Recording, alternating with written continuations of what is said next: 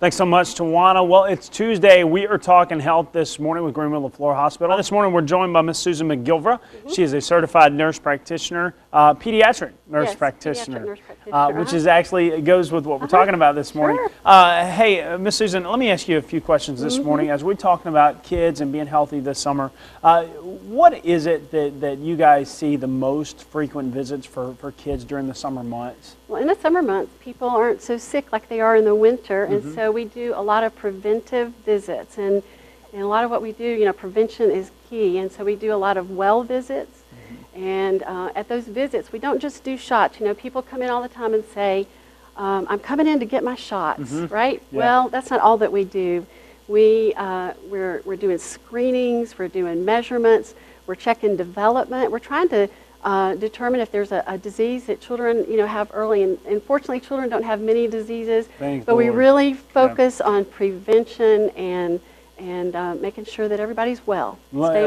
There's a lot we can do right now to make sure they stay healthy through the year, right? Absolutely, absolutely. Let me ask you this: what are some of the biggest questions that parents and even some of the kids give you during, when they come to visit? Well, you know what the number one question is children have? Like, we walk into a room and they will go, "Does it hurt? Do I have to have a shot today? Do I have to have a shot today?"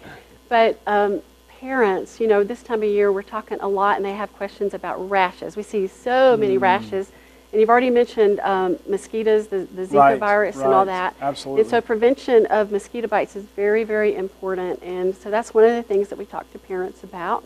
And so I just wanted to mention a few of those things to you. Yeah, please. That was actually my follow-up. Like, what are those things that parents need to be doing when it comes to Zika and being out in rashes? Right. So the most important thing to do to prevent insect bites is to use repellents.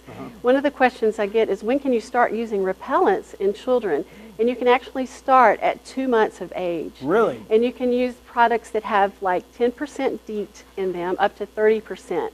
Wow. The big difference between repellents and sunscreens is that you only apply them once a day. Gotcha. And so when you're done with it and you're not being exposed any longer, then you wash it off with soap and water.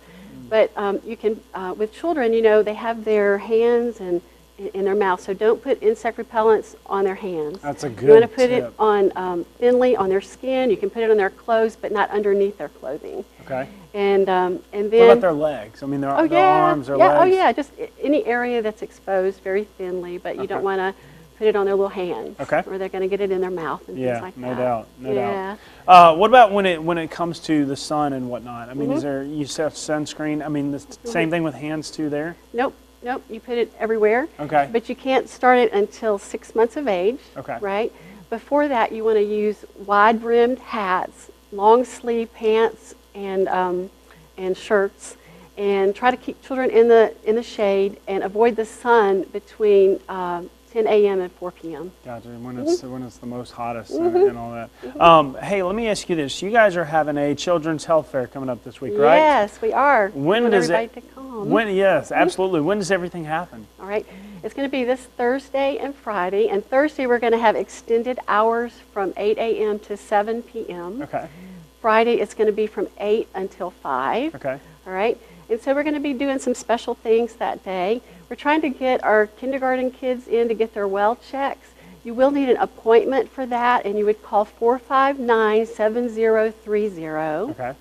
And then we're trying to get the 7th graders in for their Tdap vaccine. You don't need an appointment for that. You can just walk in, just come in and which get is it. a great thing. Absolutely. And then one of the big things we do is give out immunization forms, the 121 forms here in Mississippi.